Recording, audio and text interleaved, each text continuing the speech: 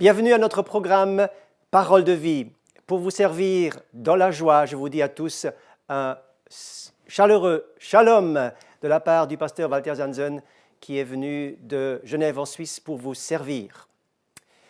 Lorsque j'étais jeune chrétien, que je découvrais Jésus, ou plutôt que Jésus m'a trouvé, j'ai appris à connaître peu à peu, de plus en plus, sa parole. Ce livre qui n'avait jamais été présent dans notre maison. Je n'avais pas vu de Bible, nous n'avions pas de Bible, mais à l'âge de 21 ans, lorsque j'ai découvert Jésus, j'ai eu ma première Bible. Et là, j'ai commencé à l'ouvrir et à découvrir ce que Dieu voulait de ma vie. J'ai commencé à découvrir qui était le Seigneur, peu à peu, de plus en plus, et ce qu'il voulait de ma vie. Pourtant, il y avait des éléments de ma vie qui me faisaient peur.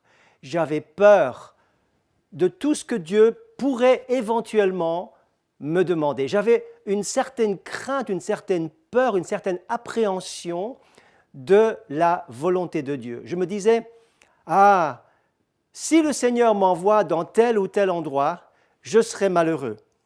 Je pense également à cet autre serviteur qui, en donnant sa vie au Seigneur, au début de sa vie chrétienne, eh bien, il s'est dit, certainement que le Seigneur va m'envoyer un jour dans une jungle, je vais avoir faim, je vais être pauvre, je vais habiter dans une petite hutte en terre, je vais mourir un jour loin des miens, je vais être malade, je vais être malheureux parce qu'il pensait que la volonté de Dieu était liée à un sacrifice incroyable et qu'il allait justement être envoyé dans un endroit où il n'avait pas du tout envie d'aller.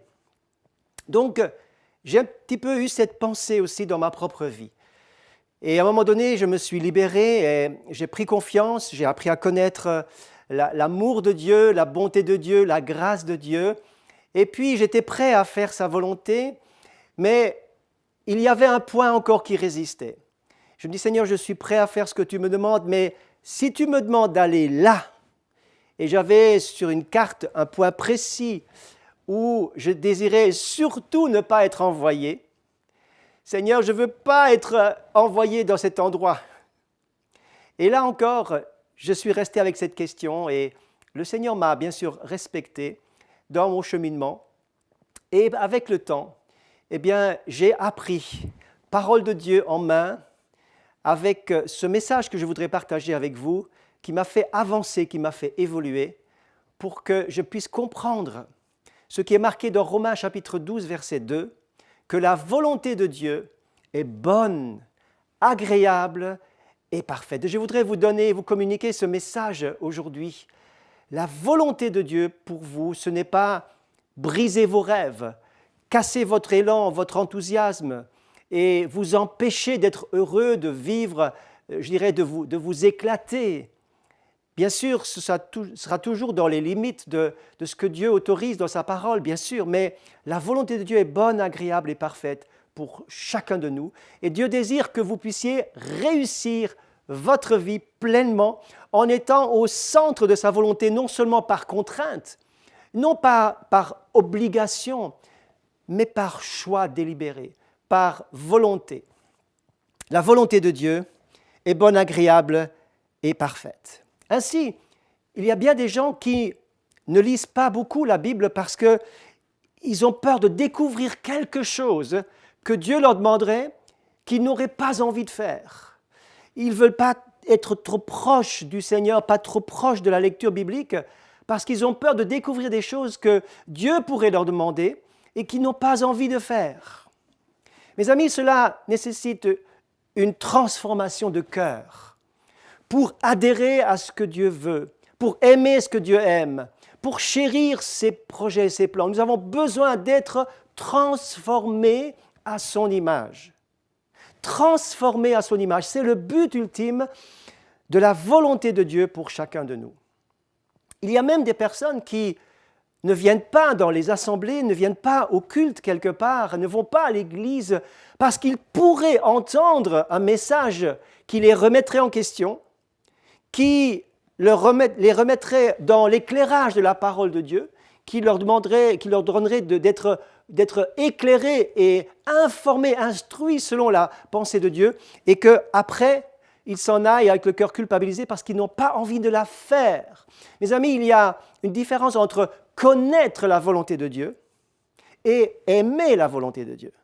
Il y a une différence entre connaître et savoir la volonté de Dieu et la faire. Beaucoup la connaissent, mais ne la font pas.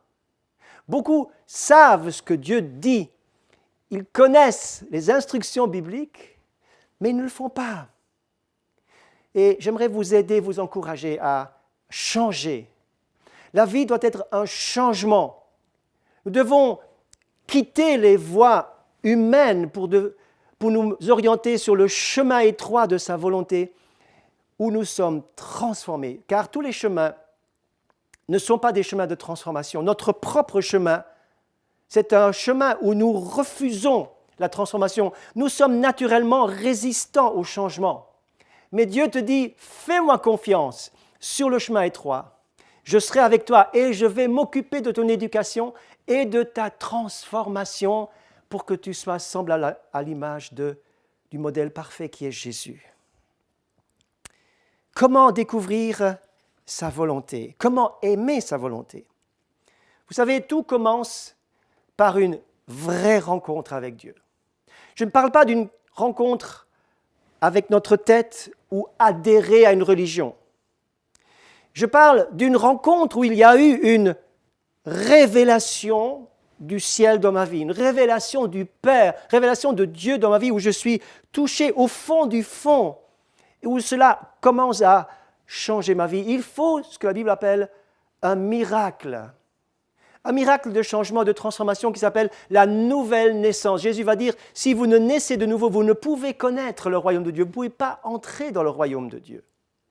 Il faut cette nouvelle naissance. Jésus va dire, il faut naître de nouveau, et le prophète Ézéchiel va dire, je changerai leur cœur, je changerai leur mentalité, je prendrai leur cœur de pierre pour en faire un cœur de chair, je vous donnerai un esprit nouveau. Il faut que Dieu lui-même vienne changer quelque chose, nous donne cette nouvelle naissance. Vous savez, tant que Dieu vous fait peur, vous ne pouvez pas aimer sa volonté. Tant que Dieu vous fait peur, vous ne pouvez pas aimer sa volonté. Il vous faut découvrir Dieu comme votre Père. Je répète cela, il vous faut découvrir Dieu comme votre Père. Car si nous prenons l'exemple de Luc chapitre 15 où il y a l'histoire des deux fils, on l'appelle communément la parabole du fils prodigue, mais je voudrais attirer votre attention sur le fait que c'est la parabole, l'histoire de deux fils et de leur relation avec leur papa. En fait, ils avaient tous les deux une relation qui n'était pas juste avec le père. L'un avait une espèce de contestation et de révolte assez franche et assez ouverte, au point qu'il voulait son autonomie, il voulait juste avoir les biens du père, mais il ne voulait surtout pas la présence du père, mais il voulait avoir les biens du père pour s'en aller et faire sa vie à sa guise. Et nous savons ce qui s'est passé, il a tout perdu pour finir et il avait hâte d'une seule chose, c'est de revenir à la maison pour être avec son père. Donc ça, c'est la restauration de la relation qui devait se renouveler. Alors le deuxième fils, lui aussi, il a un problème. Lui aussi, il a un problème avec son père. Lui, il est dans la maison du père, il travaille, il obéit, il fait bien les choses, mais son cœur n'est pas avec. Son cœur n'est pas à l'ouvrage. Il vit dans le travail, dans la fidélité, mais quelque chose manque, il manque la douce communion, il manque la motivation, il manque le cœur du Père qui n'est pas avec lui, il est aussi distant intérieurement alors que géographiquement il est tout près. Et cette frustration va exploser à un moment donné lorsque le Père va accueillir le fils qui revient à la maison, son jeune frère donc, et lui va exploser, il va trouver ça complètement injuste. Pourquoi ? Parce que il vit dans l'obligation du travail, mais il n'a pas la grâce, il n'a pas saisi la grâce, il n'a pas le cœur du Père, il n'a pas été touché par quelque chose qu'il faut qui doit être, la chose qui doit nous toucher, c'est la grâce de Dieu. La grâce, si vous comprenez la grâce, vous pouvez libérer les autres, vous pouvez pardonner, vous pouvez accueillir, vous pouvez travailler en étant de ceux qui aiment la volonté de Dieu. Donc, la relation du Père est absolument importante. Et je lis maintenant ce texte très court dans Matthieu chapitre 21, verset 28, où Jésus va raconter aussi l'histoire d'un père et de ses deux fils. Il va dire au premier, « Mon enfant », écoutez bien, c'est marqué « Mon enfant », on sent la tendresse du Père dans ces mots. « Va travailler aujourd'hui dans ma vigne ». Il répond « Je ne veux pas ». Ensuite, il se repent et il s'en alla. Verset 30, il s'adressa alors au second et lui donne le même ordre. Celui-ci répond « Je veux bien, Seigneur ». Il ne dit pas « Je veux bien, papa ». Il dit « Je veux bien, Seigneur », mais en réalité, il n'y va pas. Et Jésus va exposer cette petite parabole, cette petite histoire pour faire réagir son public, et en particulier donc les gens, pour leur donner une instruction. Mais nous voulons retenir ceci pour dire qu'il y a des réactions possibles où l'un n'a pas envie de la volonté de Dieu, mais il va se ressaisir parce qu'il a été touché par le cœur du Père, qui lui dit « Mon enfant ». Il dit « Non, je n'ai pas envie, ça ne me parle pas ». Mais il se ressaisit et dit « Pour la cause de papa, par amour pour papa, parce que les affaires de papa, ce sont mes affaires, alors j'y vais ». L'autre dit « Seigneur ». Il a une relation patron-employé, patron-ouvrier. Tandis que Dieu, ce qu'il veut, c'est que nous ayons une relation père-fils, père-fille. Nous ayons une relation filiale, une relation de proximité, de lien, une relation d'adoption qui nous lie l'un à l'autre au point que ce que le Père aime, je l'aime, ce que le Père veut, je le veux, ce que le Père veut tracer comme ligne, je suis cette ligne parce que j'ai une relation avec lui. J'ai une relation avec lui. Et je vous pose la question, quelle relation avez-vous avec le Père? Êtes-vous son employé ou son fils? Vous savez que le Seigneur ne va pas vous demander quelque chose qui va tuer votre vie, qui va briser vos rêves. Vous n'avez pas besoin d'avoir peur de la volonté de Dieu lorsque vous savez que Dieu est votre Père. Jésus avait cette intimité avec son Père et il va en parler en permanence. C'est Jean qui va nous révéler cela. Jean apporte cette notion et cette note de l'intimité de Jésus avec son Père céleste. Et le Père est toujours avec moi, je m'en vais au Père. Le Père est en moi, je suis dans le Père. Il va parler de cette intimité, il va dire, mais c'est cette relation-là qui est votre héritage aussi. Mon ami qui m'écoute et qui me regarde, eh bien, Dieu a pour vous plus que ce que vous avez déjà vécu. Vous avez un certain niveau de communion et d'intimité, d'harmonie avec le Seigneur. Dieu a encore plus, parce qu'il voudrait vous confier une part de sa volonté que vous n'avez pas encore découvert. Et jusqu'à présent, vous dites, mais ça suffit déjà bien comme ça. Je ne veux pas aller plus loin, mais Dieu a plus, parce qu'il veut que vous portiez plus de fruits, que votre vie ait plus de rayonnement, que votre vie ait plus d'impact, que votre témoignage, le témoignage de Jésus en vous, touche davantage de gens. C'est pourquoi, n'ayez pas peur. N'ayez pas peur de la volonté de Dieu.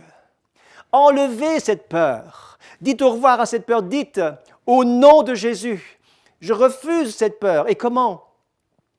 Il faut découvrir tout à nouveau la parole de Dieu. Et je voudrais faire une parenthèse. Mes amis, comment lisez-vous votre Bible? Comment lisez-vous votre Bible? Je vois trop de chrétiens qui l'ouvrent au hasard comme ça et qui lisent un chapitre juste entre le café et le départ au travail. Rapidement quelque chose pour avoir bonne conscience, pour avoir lu quelque chose. Et puis certains même pointent, disent Seigneur, moi tu me parles, et puis ils prennent au hasard quelque chose et ils demandent que Dieu leur parle par ce verset. Ce n'est pas un livre de magie, mes amis. C'est l'enseignement de la volonté de Dieu. Ta parole est la vérité et pour la connaître, nous devons la lire en entier. J'aimerais vous donner un simple conseil. Il existe aujourd'hui bien des plans de lecture. Parfois, il est difficile de s'en tenir. On commence avec une bonne volonté, on commence bien, puis après on s'essouffle et puis on oublie, puis il faut rattraper, puis on est culpabilisé, on n'est pas bien. Laissez ça de côté. Lisez simplement de cette manière. Vous savez, Vous pouvez toujours ouvrir votre Bible à peu près au milieu et vous tombez sur le livre des psaumes. Il y en a 150. Vous pouvez lire pratiquement n'importe quel psaume dans n'importe quelle situation. Vous serez toujours rejoint par de ce que vivaient les psalmistes et vous vous retrouvez quelque part dans un psaume. Vous recevez toujours quelque chose. Si vous voulez lire encore quelque chose un peu, entre guillemets, au hasard, vous pouvez ouvrir le livre des Proverbes. Et chaque jour, un chapitre, il y en a 31, donc un jour par mois, lisez un proverbe. Sinon, le mieux, c'est de lire Matthieu 1, Psaume 1, Genèse 1. Vous lisez un chapitre dans le Nouveau Testament, vous lisez un psaume et vous commencez par la Genèse. Vous lisez un évangile en entier, vous lisez un livre en entier pour connaître la vie de Jésus.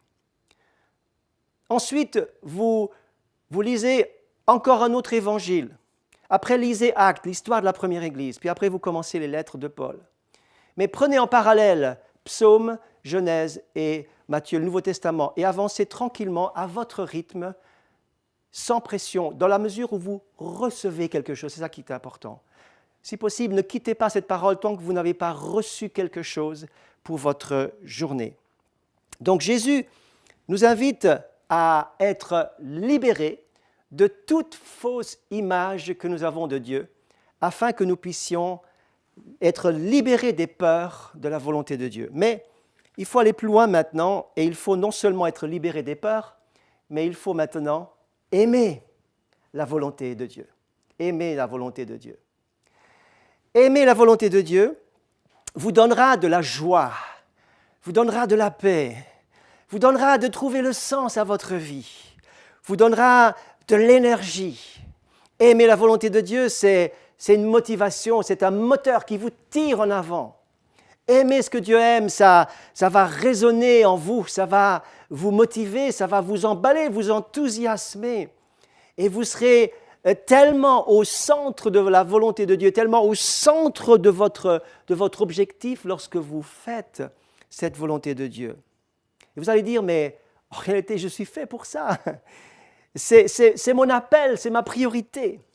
Jésus va dire, mais la volonté de mon Père, c'est ma nourriture. C'est ma nourriture. Ma nourriture est de faire la volonté de mon Père, dira-t-il dans Jean chapitre 4, verset 34. Les affaires de mon Père, ce sont mes préoccupations. Et Jésus avait tellement réussi son appel de faire la volonté du Père qu'à la fin, il va dire, j'ai achevé l'œuvre à laquelle j'ai été appelé, l'œuvre que tu m'as demandé de faire. J'ai achevé, j'ai terminé. Quel compliment! J'aimerais entendre ce compliment de la part du Seigneur à la fin de ma vie. Tu as bien fait, bon et fidèle serviteur, tu as achevé l'œuvre pour laquelle je t'avais donné les moyens, pour laquelle tu as été finalement sur cette terre. Entrez par la volonté de Dieu dans les œuvres préparées d'avance. C'est Éphésiens 2,10 qui nous dit que nous avons été créés. Donc il y a l'intention de Dieu au départ. Nous avons été créés pour de bonnes œuvres que Dieu a préparées d'avance afin que nous puissions y entrer. La volonté de Dieu, elle est là, elle est prête, mais nous devons y entrer. Nous ne devons pas rester les bras croisés en disant que sa volonté se fasse. Non, il faut entrer dedans.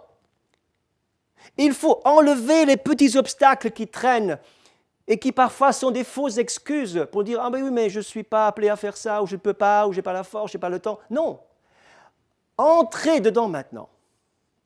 Vous avez enlevé les peurs de la volonté de Dieu. Maintenant, il faut entrer dedans.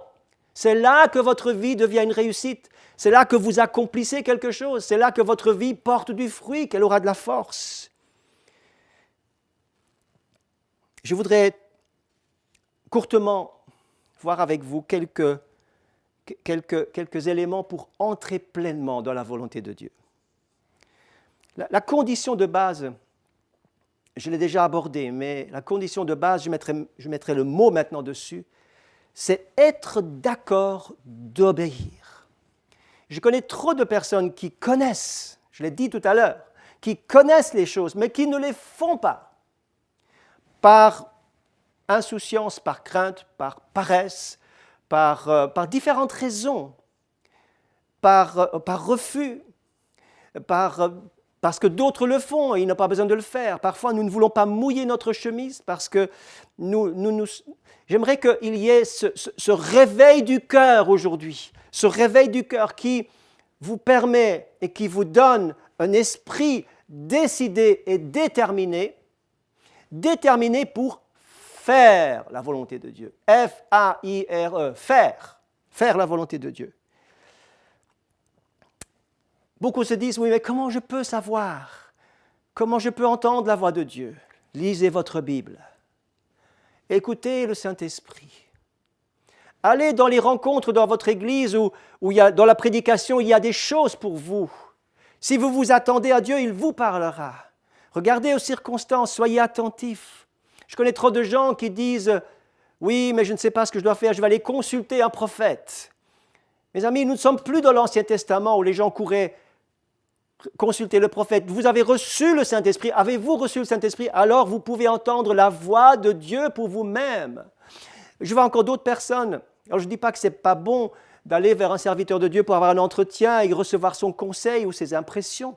Mais ne vous laissez pas dicter la volonté de Dieu par quelqu'un d'autre. C'est vous qui devez la voir en vous et la faire. Maintenant, je rencontre d'autres personnes qui disent « Oui, mais j'ai eu un rêve. Dieu m'a parlé par un rêve. » Alors d'abord, il faut expliquer ce rêve. Il n'est pas clair très souvent. Dieu ne parle pas par mystère, par énigme. Pourquoi est-ce que Dieu voudrait avant tout nous parler de notre sommeil? Dieu désire avoir une relation vivante avec nous. Comme vous voulez avoir une relation avec votre famille, des relations d'échange où on partage quelque chose. Ne vous fiez pas à tout ce que vous rêvez. Il faut faire la distinction entre ce que nous rêvons et ce qui vient vraiment de Dieu. Et avant tout, je rappelle ce que j'ai toujours dit. Il y a une relation, une intimité personnelle à avoir avec le Seigneur. Ensuite, obéissez. Inscrivez ce mot en grandes lettres, en rouge, soulignez-le dans votre cœur et dans votre Bible. Je choisis aujourd'hui d'obéir. Maintenant, deuxièmement, ceci est très important. Faites ce que votre main trouve à faire. Cela veut dire commencer quelque part. Je rencontre des personnes qui me disent « Oui, mais je ne sais pas quoi faire. Qu'est-ce que je peux faire ?» Moi, je leur dis « Ouvre tes yeux et commence à faire quelque chose. Tu vois des objets qui traînent, personne n'a rangé, mais fais, range. Oui, mais je ne trouve pas de travail, mais propose ton travail quelque part, même si tu dois commencer tout petit. Fais là où tu trouves une porte ouverte. Et si tu es simplement fidèle, si tu es honnête, si tu es intègre, eh bien on verra ton sérieux, on verra comment tu fais les choses, dans quelle attitude tu les fais, et tu vas monter l'échelle et tu vas obtenir le poste que tu désires. Fais ce que ta main trouve à faire. Commence quelque part. Sors de ta passivité. Sors de ta paresse. Lève-toi et marche. C'est aussi un ordre que Jésus a donné très souvent. Et utilise enfin les dons que Dieu t'a donnés. Troisièmement, Dieu donne ce qu'il ordonne. Dieu donne ce qu'il ordonne. C'est-à-dire que tu auras toujours la force pour faire la volonté de Dieu. Mais je ne peux pas, je n'ai pas les moyens. Dieu te donnera ce qui te manque. Il te donne la puissance du Saint-Esprit. Vous recevrez une puissance. Acte 1:8. Le Saint-Esprit survenant sur vous, et vous serez, et vous irez pour être mes témoins. Tu recevras, pour le travail de demain, l'énergie, la puissance, tu la recevras demain. Pour faire l'œuvre de Dieu dans une semaine, tu recevras ce qu'il faut dans une semaine au moment précis. Pour aujourd'hui, tu recevras assez de ressources divines pour faire ton travail aujourd'hui. Dieu donne ce qu'il ordonne. Il te donne toujours les moyens pour faire ce que Dieu demande. Alors, encore une fois, je dirais, ouvrez vos yeux. Regarde ce qu'il y a à faire. Si tu vois qu'il y a des choses à faire, c'est que tu as un ministère pratique, diacre. Si tu vois un malade, si tu vois quelqu'un qui souffre et que ça te touche, tu as un ministère de compassion. Si par exemple tu t'intéresses aux enfants, tu aimerais voir le bien des enfants, tu as un ministère parmi les enfants. Ne cherchez pas midi à 14h. Ce qui résonne dans votre cœur, c'est la volonté de Dieu. Ne cherchez pas autre chose. Commencez par là. Et je termine dans cette minute qui me reste. Sois fidèle dans les petites choses. Sois fidèle dans ce que tu as reçu. La fidélité, au bout du compte, ce sera très important pour le Seigneur. Les paraboles de Matthieu 25 nous le disent très clairement. Est-ce que nous sommes fidèles jusqu'au bout? Est-ce que nous persévérons jusqu'au bout? Dieu ne nous demandera jamais des comptes pour des choses que nous n'avons jamais reçues, mais il nous demandera des comptes pour des choses que nous avons reçues. C'est pourquoi je vous dis, n'ayez pas peur de la volonté de Dieu, elle est bonne, agréable et parfaite. Libérez-vous des peurs, aimez la volonté de Dieu et ensuite, entrez-y. C'est mon souhait, c'est ma prière. Et je vous bénis dans ce sens aujourd'hui. Je dis, Seigneur, bénis tous ceux qui entendent ce message, afin qu'ils soient libres pour être efficaces, chacun à sa place, et que là où ils sont, ils portent beaucoup de fruits à la gloire du Seigneur, au nom de Jésus. Amen.